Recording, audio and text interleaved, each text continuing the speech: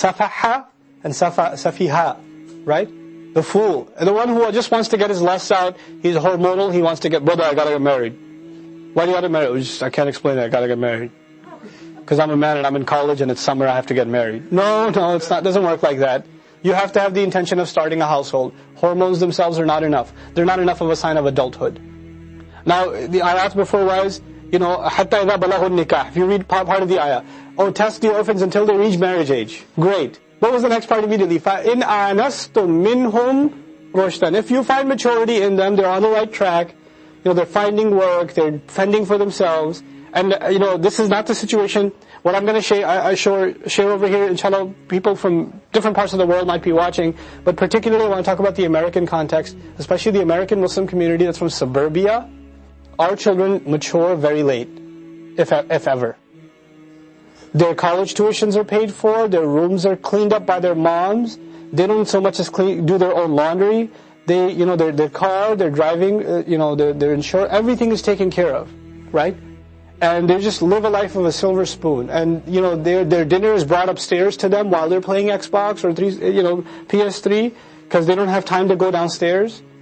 Right? They're just this spoon-fed life. And then they get married, or they think they're ready to get married. They complain, my parents aren't letting me get married. Or and they don't have the maturity to fend for themselves for one day. And you could tell who they are, because when they live on their own for a little bit, like for example in a 10-month program, what their apartment looks like. You can tell where they stand, how ready they are to get married. You can tell. If you haven't done dishes for like 2 weeks, then there's a pretty good indication you're not ready to get married. There's no maturity there yet. But brother, I could grow a beard, that means I'm a man, therefore the hukm shar'i applies on me and I have to it doesn't work that way, buddy. Muhsineen, you have to be ready to take care of a household. You can't even take care of a room. How are you going to take care of a household?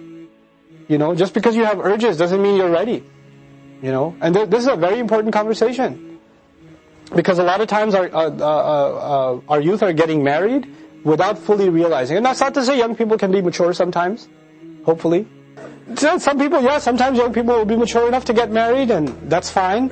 But it's a case-by-case thing. We can't we can't say sweepingly, let your kids get married early. Let your kids get married at 19 or 20 or 18 or something.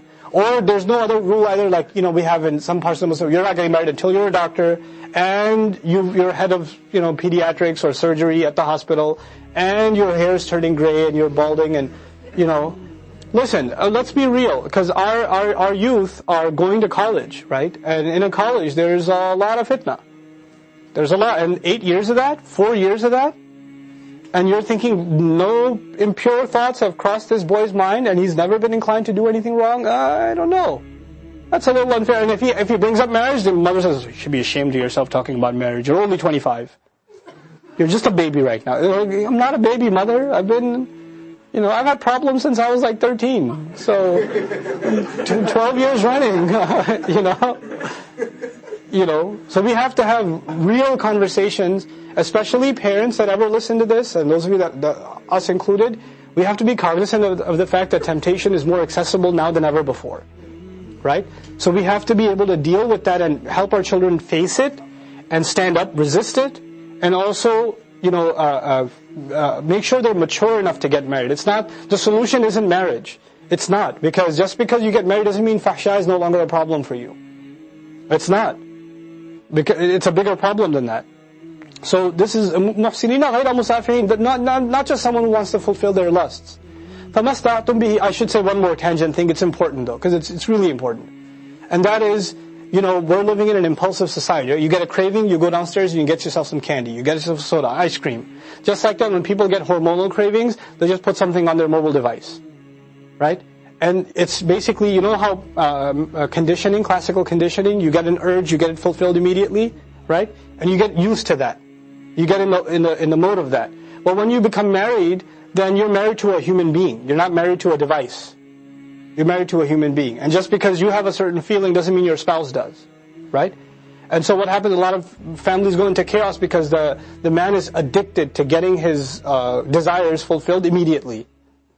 And that's the impulsive psychology. For men and for women, by the way. For men and for women. And that's a dangerous psychology. It's a disturbing mindset to have. destructive for families.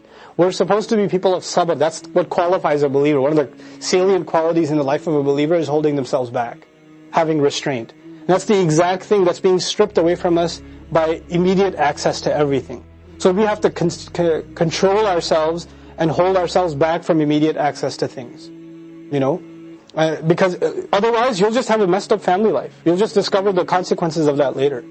And like the common example I like to give, because I think it's a big problem, and I think it sets marriages on the wrong foot, is extravagant weddings. Right? Extravagant weddings we just violate all kinds of rules of Islam in doing them. So if there was any angels would never, not even be found in the same, area, because of the kinds of weddings we do. So forget barakah, forget du'as at that wedding, We completely violate those rules. And then on top of that, they're so overpriced and extravagant and over the top, just because your cousin had a baller wedding, so you have to go and outdo them. Right? And then the next person comes around and they have to outdo the next and the next and the next. And so it becomes a culture of competition, where one after the other, you have to compete with those who came before you. Creates a culture of oppression. People feel like they're not decent people unless they overspend.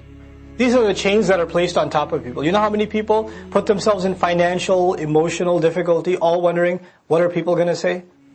Just because of that one phrase, what are people going to say? What's your aunt going to say? What's your cousin going to say? What are those guys going to say? Well, just because of reputation, that's all. The deen came to remove us from all that stuff. All you have to worry about is what's Allah going to say. That's all you have to worry about. Everything else is fine. You'll be okay.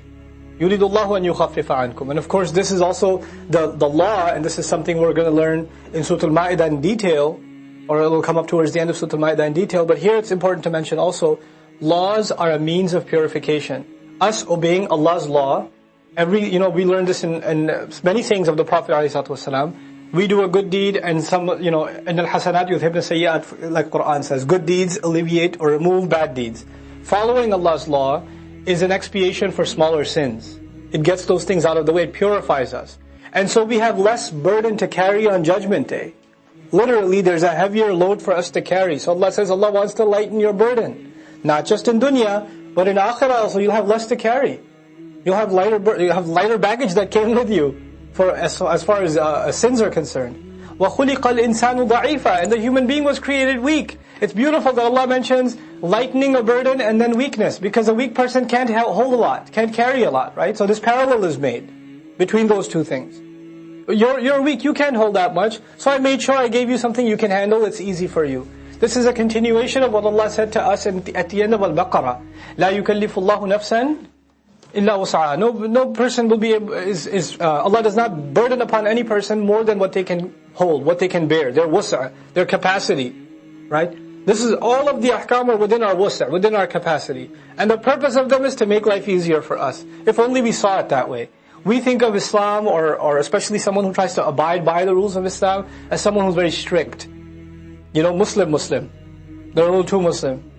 Or they'll say, that's a strict Muslim. You heard those terms? That's a strict Muslim. That's just that idea is the exact opposite of what Allah wants us to think. That guy is making his life easy. He knows what it means to live a simple life, an easy life. This is يُرِيدُ اللَّهُ أَن يُخَفِّفَ عَنْكُمْ وَخُلِقَ الْإِنسَانُ ضَعِيفًا وَكَذَلِكَ نَحْنُ ضَعِيفُونَ ضُعَفَاء فِي الْفَهَمِ أَيْضًا. Where we're also weak in understanding. We're weak in understanding that this makes life easier, not harder.